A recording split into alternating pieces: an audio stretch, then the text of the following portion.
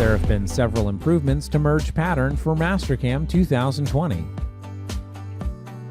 You can now use align to face or select a transform method such as dynamic, mirror, or scale to position the merged part geometry. Mastercam applies the result color to the merged geometry so that it's easy to identify for further editing. The Reselect button has been renamed Select, but retains the same functionality seen in previous versions of Mastercam. In previous versions of Mastercam, you were limited to merging part geometry into the active level. For Mastercam 2020, you can choose on which level merged geometry will be placed.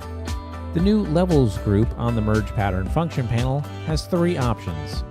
Active Level merges the part geometry into the current file's active level.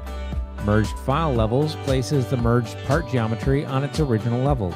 Offset By places the merged part geometry on new levels whose numbers are offset by the value entered in the field.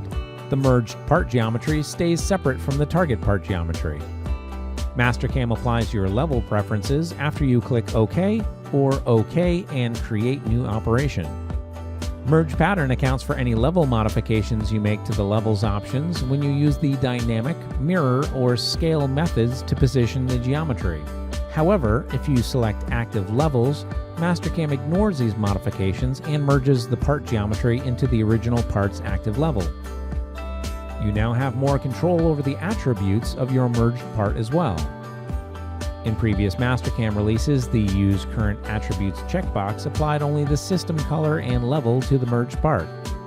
In Mastercam 2020, you can now apply the current system attributes for color, level, line style, point style, and line width to the entities in your merged part. For more information on enhancements to Merge Pattern for Mastercam 2020, be sure to visit what'snew.mastercam.com.